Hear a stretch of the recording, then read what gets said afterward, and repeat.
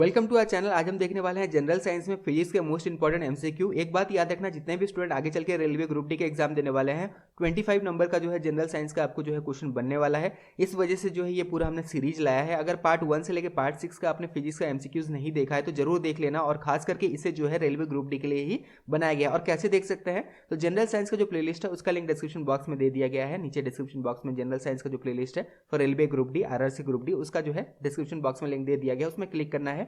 उसके बाद सारे ही आपको वीडियोस मिल जाएंगे। केमिस्ट्री के जितने भी इंपॉर्टेंट एमसीक्यूज हमने डिस्कस किया है उसका वीडियो मिल जाएगा, लाइफ साइंस का मिल जाएगा, उसके बाद जो है फिजिक्स का भी मिल जाएगा। और ये सारे क्वेश्चन जो बनाया गया है रेलवे ग्रुप डी को ध्यान रखते हुए ही बनाया गया है, इसी वजह से बहुत ज़्यादा इंपॉर्टेंट है। तो जनरल साइंस का जो प्लेलिस्ट है उसका लिंक डिस्क्रिप्शन बॉक्स में दिया गया है, वहां जाकर सारे वीडियोज को देखना मत भूलना इस वीडियो को देखने के बाद। तो चलिए बिना टाइम वेस्ट करते हुए फाइनली इस वीडियो को स्टार्ट करते हैं और जितने भी इंपॉर्टेंट एमसीक्यूज हो सकते हैं उनको इस वीडियो में डिस्कस कर लेते हैं।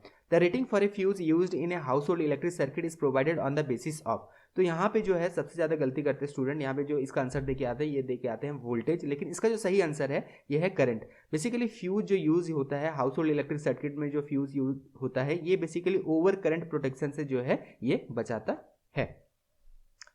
Name the law in physics which states that equal volume of all gases under the same condition of temperature and pressure contains equal number of molecule।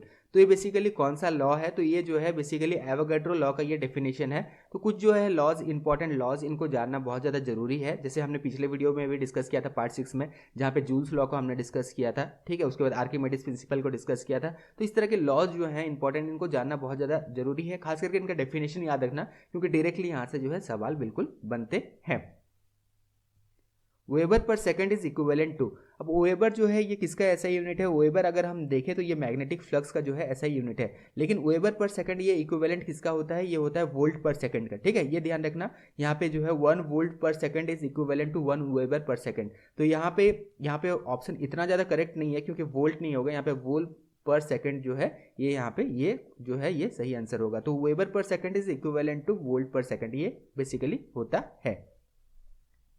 Which of the following is SI unit for measuring the amount of substance? तो amount of substance को major करने का जो basically SI unit है ये कौन सा है? ये बेसिकली जो है ये है मोल।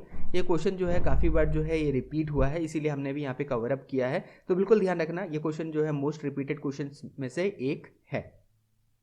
Dash is external agency applied on a body to change its state of rest और यूनिफॉर्म मोशन। तो बेसिकली इसे हम क्या कहते हैं? Force. Basically it is a external agency applied on a body to change its state of rest और uniform motion. तो ये बेसिकली क्या है? ये न्यूटन्स फर्स्ट लॉ है, आपने अगर पढ़ा होगा तो। सिंपल सा बेसिक चीज़ है, इसी तरह के क्वेश्चंस जो है आपको रेलवे में देखने मिलेंगे। सिंपल सा बेसिक चीज़ है, कुछ जो है बहुत ज़्यादा टफ नहीं पूछा जाता है। तो इस तरह के क्वेश्चंस के लिए जो है आप तैयार बिल्कुल रहें। न्यूटन्स फर्स्ट लॉ है बेसिकली। तो जितने भी लॉज हैं, Newton first law, second law, third law, इसके अलावा जितने भी इंपॉर्टेंट लॉज हैं ये सब बिल्कुल ध्यान रखना, यहाँ से बिल्कुल आपको क्वेश्चन आगे देखने मिल सकता है।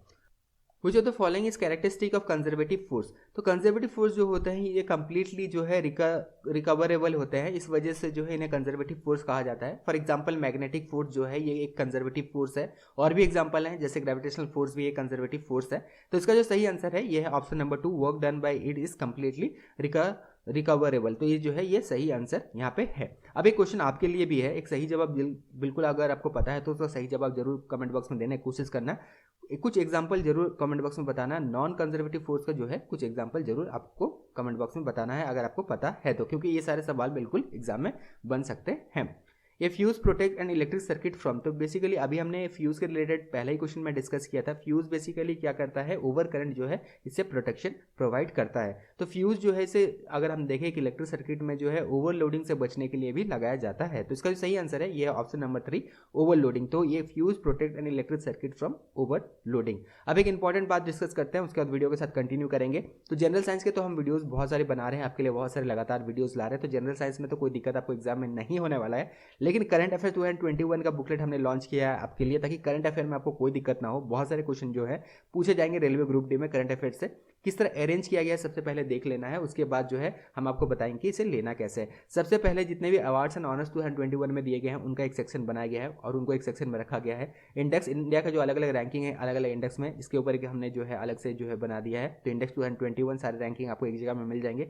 स्पोर्ट्स करंट अफेयर अपने एक जगह में बना दिया गया है। तो इसी तरह सबको जो है अलग अलग हमने टॉपिक में डिवाइड किया है। मिक्सअप नहीं किया है, याद रखने में आसान हो इस वजह से। इंटरनेशनल जितने भी करंट अफेयर्स हैं, जितने भी बुक्स एंड ऑथर्स लॉन्च किए गए हैं, 2000 बुक्स जितने भी लॉन्च किए गए हैं अलग अलग ऑथर्स के द्वारा 2021 में, इसे जो है एक सेक्शन में हमने रखा है। जितने भी स्टेट गवर्नमेंट और सेंट्रल गवर्नमेंट स्कीम्स है उसका अलग जो है यहाँ पे सेक्शन बना दिया है। इंपॉर्टेंट जितने भी अपॉइंटमेंट्स किए गए हैं, defence current affair, submits, science and technology current affair, उसके बाद स्टेट करंट अफेयर और मिसलेनियस करंट अफेयर, इसको एक ही सेक्शन में जो है हमने यहाँ पे इंक्लूड किया है। तो यहाँ पे मिक्सअप नहीं किया, अलग अलग रखा है ताकि याद रखने में आसान हो। करंट अफेयर से जो है बहुत सारे सवाल बनने वाले हैं आगे चल के, जैसे रेलवे हरदम से पूछता आया है करंट अफेयर से अच्छा सवाल वो पूछता है, इसी वजह से जो है ये बुकलेट खास करके आपके लिए डिजाइन किया गया है। इसके अलावा अपेंडिक्स का भी सेक्शन आपको मिलेगा जहाँ पे ब्रांड एम्बेसडर 2021, जीआई टैग 2021, कोविड-19 वेरिएंट, जितने भी अलग अलग वेरिएंट है WHO के द्वारा क्या क्या नाम दिया गया है, फॉरेन सिविलियन अवार्ड जितने भी प्रधानमंत्री को दिए गए हैं अभी तक, और time magazine person of the year. यहाँ पे टाइम मैगजीन हर साल डिक्लेयर करता है person of the year, athlete of the year, entertainer of the year, heroes of the year. इनको सारे टॉपिक में कवर अप किया है क्योंकि यहाँ से क्वेश्चन बहुत ज़्यादा बनता है। अब लेना कैसे है, तो इसका जो है लिंक डिस्क्रिप्शन बॉक्स में दिया गया है। लिंक में आपको क्लिक करना है, अपना नाम, फोन नंबर, ईमेल आईडी भरना है, और जैसे ही आप 85 रुपीज़ पे कर देते हैं अपना मेल आईडी खोल लेना, आपके मेल आईडी में फाइल भेज दिया जाता है जहाँ से आप इसे बिल्कुल डाउनलोड कर सकते हैं। कोई भी दिक्कत नहीं है, जो भी आपके पास डिवाइस है, चाहे मोबाइल हो, लैपटॉप हो, कंप्यूटर हो, ज़्यादा स्टूडेंट के पास मोबाइल है, कोई दिक्कत नहीं है, उसमें भी बिल्कुल ये सपोर्ट करता है। सिंपल PDF जैसा ये फाइल है, तो आपको कोई यहाँ पे दिक्कत नहीं होगा। सिर्फ 85 रुपीज़ का कॉस्ट रखा गया है ताकि हर एक स्टूडेंट ले सके और करंट अफेयर में अच्छा से जो है ये प्रिपेयर कर सके। लेकिन अब बात आता है सिर्फ करंट अफेयर पढ़ने से नहीं होगा, क्योंकि अगर हम जनरल नॉलेज 2021 का बुकलेट देखें तो ये वो 35 टॉपिक्स है जिनको डिटेल में पढ़ना बहुत ज़्यादा इंपॉर्टेंट है। ये 2021 के मोस्ट इंपॉर्टेंट टॉपिक्स हैं, इनको अगर आप मिस करते हैं तो करंट अफेयर में कहीं ना कहीं आपका चूक हो सकता है। इसी वजह से जो है जनरल नॉलेज 2021 का बुकलेट आपके लिए लॉन्च किया गया है। एक बार वीडियो को पॉज करना, 35 ये सारे टॉपिक्स बिल्कुल देख लेना। तो ये बुकलेट भी साथ में जरूर ले लेना ताकि जो है बहुत अच्छा से करंट अफेयर का प्रिपरेशन हो जाए। इसका भी लेने का प्रोसेस वही है, इसका भी लिंक डिस्क्रिप्शन बॉक्स में दिया गया, उसमें क्लिक करना है, नाम, फोन नंबर, ईमेल आईडी भरना है। जैसे आप 75 रुपीज़ पे करते हैं आपके मेल आईडी में फाइल भेज दिया जाता है जहाँ से आप इसे डाउनलोड कर सकते हैं। बस इतना बात ध्यान रखना कि मेल आईडी सही भरना, गलत मेल आईडी मत भरना। उसी मेल आईडी में आपको ये फाइल भेजा जाता है after you make the payment, तो ये बिल्कुल ध्यान रखना। अब अलग अलग लेने से बेहतर है कि एक ही आप जो है एक कॉम्बो लिंक दे दिया जाएगा जहाँ पे आप दोनों को एक साथ ही ले सकते हैं, थोड़ा डिस्काउंट भी दे दिया गया। अलग अलग लेंगे तो 160 रुपीज़ पड़ेगा, लेकिन एक कॉम्बो लिंक में जो है ये प्रोवाइड कर दिया गया है। एक ही लिंक से जो है ले सकते हैं current affair plus general knowledge 2021, और ये जो है सिर्फ 150 रुपीज़ में आपको जो है ये बिल्कुल मिल जाएगा। तो ये लिंक से आप ले लेना। लेकिन रिसेंटली एक एग्जाम हुआ था, आपको पता है रेलवे का जो रिसेंटली एग्जाम हुआ था RRB NTPC CBT 1, यहाँ पे आप ये ट्रेंड देखा गया था कि ये 2 साल के करंट अफेयर पूछ रहे हैं। जैसे 2020 में एग्जाम हुआ था लास्ट में, 2020 के लास्ट में, 2021 के स्टार्टिंग में, तो वहाँ पे 2019 का भी पूछा गया था, 2020 का भी पूछा गया था। तो इस ट्रेंड को देखते हुए हमने करंट अफेयर 2020 एंड 21 का जो है एक साथ जो है इसे दे दिया है आपको, ताकि इसमें कोई दिक्कत ना हो। और जनरल नॉलेज 2021 का बुकलेट भी इसमें दे दिया है, और इसका जो प्राइस है ये है 185 रुपीज़। रिकमेंडेशन यही रहेगा, जितने भी रेलवे ग्रुप डी के स्टूडेंट्स हैं, रिकमेंडेशन यही रहेगा कि ये बुकलेट ले ले। ये कॉम्बो लिंक दिया गया है, अलग अलग लिंक भी दिया गया है। अगर आप 2020 का करंट अफेयर सिर्फ लेना चाहेंगे, इसका कॉस्ट है 50 रुपीज़, इसका कॉस्ट है 85 रुपीज़ करंट अफेयर 2021, और जनरल नॉलेज 2021 का कॉस्ट है 75 रुपीज़। टोटल होता है 210 रुपीज़, लेकिन एक कॉम्बो लिंक दे दिया गया जहाँ पे 185 रुपीज़ में आप बिल्कुल इसे ले सकते हैं। कुछ स्टूडेंट ये भी कहेंगे कि जनरल नॉलेज 2020 भी तो मिस हो रहा है, तो मिस कुछ नहीं हो रहा है, क्योंकि 2020 के अपेंडिक्स में बहुत सारे सेक्शन हमने ऐड किया है, और इसके अलावा जनरल नॉलेज 2021 में कुछ 2020 के भी चीज़ों को इंक्लूड किया गया है। तो यहाँ पे मिस आउट कुछ नहीं होगा, बहुत अच्छा से जो है इस बुकलेट को बेसिकली बनाया गया है। तो सारे जो है कॉम्बो लिंक यहाँ पे दे दिया गया है इसका 185 रुपीज़ में, जहाँ पर जाकर आप बिल्कुल आप इस बुकलेट को ले सकते हैं और करंट अफेयर बहुत अच्छा से प्रिपेयर कर सकते हैं सिर्फ 185 रुपीज़ में। तो लिंक सारे डिस्क्रिप्शन बॉक्स में दिए गए हैं, चॉइस आपका है, आपको लेना है तो बिल्कुल ले सकते हैं। सारे लिंक डिस्क्रिप्शन बॉक्स में दिए गए हैं। वीडियो के साथ आगे बढ़ते हैं।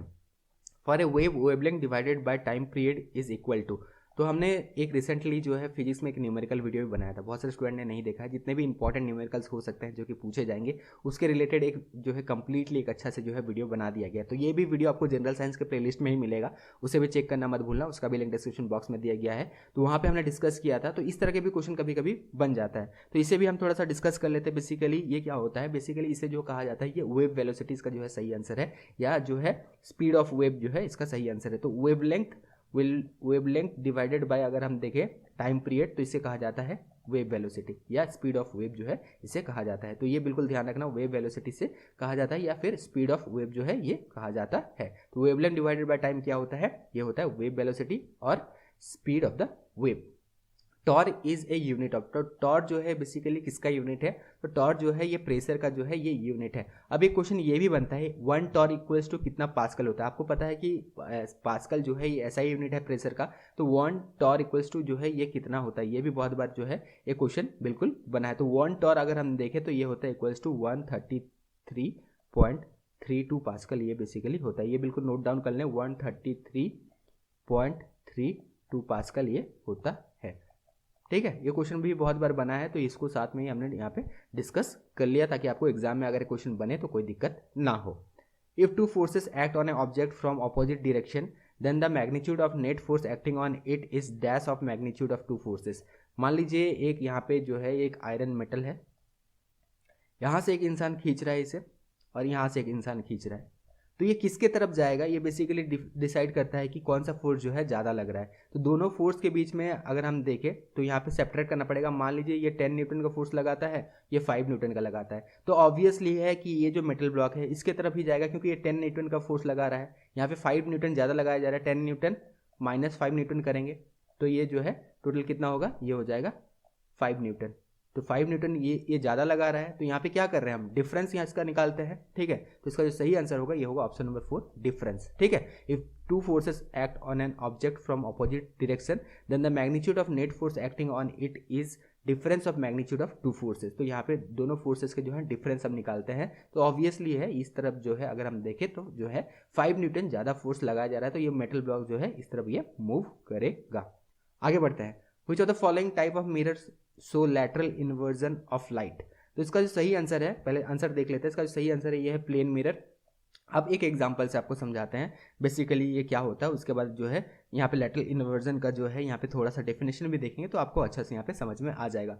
मान लीजिए आपने एक टी शर्ट पहना है और उसमें लिखा हुआ है साइंस, ठीक है, उसमें साइंस लिखा हुआ है। आप प्लेन मिरर के सामने खड़े हो जाते हैं तो क्या साइंस जो लिखा है वो आपको यहाँ पे रिवर्स दिखता है। यहाँ पे जो है यहाँ पे अगर आप देखें तो यहाँ पे लेफ्ट साइड जो है ये बेसिकली राइट साइड में दिखता है और राइट साइड जो आपका है ये लेफ्ट साइड में दिखता है। ठीक है, तो साइंस अगर आप लिखेंगे तो बेसिकली ये आपको उल्टा दिखेगा। इसी वजह से अगर आप देखें तो एम्बुलेंस जो लिखा रहता है ये उल्टा लिखा रहता है। लेटरल इन्वर्जन की वजह से जो है जब मिरर में देखा जाए तो ये जो है ये सीधा दिखाई देगा, इसी वजह से जो है ये किया जाता है। तो लेटरल इन्वर्जन जो है इसका थोड़ा सा डेफिनेशन देख लेते हैं। The phenomena of left side appearing right side and right side appearing left side on reflection in plane mirror is called lateral inversion। ये बेसिकली इसका जो है ये डेफिनेशन है। तो lateral inversion अगर हम देखे जाए तो ये जो है कौन सा जो है मिरर में बेसिकली ये हम देख पाते हैं, तो ये बेसिकली प्लेन मिरर में हम देख पाते हैं।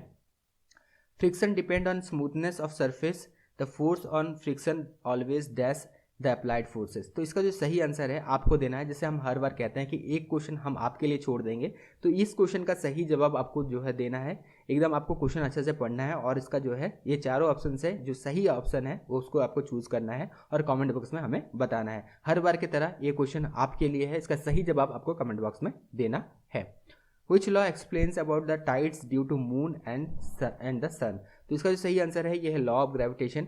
तो जो ओशंस में जो टाइड्स आते हैं ये बेसिकली किस वजह से होता है, ये बेसिकली मून और सन का जो है ग्रेविटेशनल फोर्स ऑन जो अर्थ में गिरता है इस वजह से जो है ये टाइड्स आते हैं। तो ये बेसिकली लॉ ऑफ ग्रेविटेशन की वजह से होता है। आपने देखा होगा जो बेसिकली बड़े बड़े टाइड्स आते हैं ओशन में, ये किस वजह से होता है, मून का जो ग्रेविटेशनल फोर्स है वो बेसिकली अर्थ पे जब गिरता है तो इस वजह से जो है ये टाइड्स जो है ये होते हैं, इस वजह से जो है टाइड्स आते हैं। या फिर सन का जो ग्रेविटेशनल फोर्स है ये जब जो है अर्थ पे गिरता है तो इस वजह से जो है ये टाइड्स जो है क्रिएट होते हैं। तो tides are due to the gravitational force of moon and sun on earth। to and fro and back and forth motion of an object is termed as। तो इसका जो टर्म दिया गया है ये दिया गया vibration. to and fro and back and forth motion of an object is termed as vibration। इसे बेसिकली वाइब्रेशन कहा जाता है। an image formed on screen is called dash image whereas image formed by a plane mirror is called dash image। तो एक simple सा, अगर आपको basic clear है तो इस तरह का क्वेश्चन में आपको कोई नहीं दिक्कत होगा। आपने अगर यहाँ पे थोड़ा भी मिरर के बारे में पढ़ा होगा, यहाँ पे थोड़ा भी लेंस के बारे में पढ़ा होगा, तो ये बिल्कुल आपको ध्यान होगा कि जो इमेज हम स्क्रीन में फॉर्म होता है उसे क्या कहते हैं, उसे हम रियल इमेज कहते हैं। ये बिल्कुल सिंपल सा कॉन्सेप्ट है। और जो इमेज हम स्क्रीन में फॉर्म नहीं करा सकते, ठीक है, image that can not be formed in screen, इसे हम क्या कहते हैं, वर्चुअल इमेज कहते हैं। तो image formed on screen is an image formed on a screen is called basically real image। तो यहाँ पे होगा real image whereas the image formed by a plane mirror is called virtual image। तो इसका सही ऑप्शन है, यह है ऑप्शन नंबर 1 रियल एंड उसके बाद जो है वर्चुअल। ये बेसिकली इसका सही आंसर है। वीडियो यहीं तक था। वीडियो कैसा लगा कमेंट बॉक्स में जरूर बताइएगा। इसके साथ साथ जितने भी बुकलेट्स के बारे में हमने डिस्कस किया है सबका लिंक डिस्क्रिप्शन बॉक्स में दिया गया है, वहां जाकर बिल्कुल आप बुकलेट्स को भी बिल्कुल ले सकते हैं। Thank you.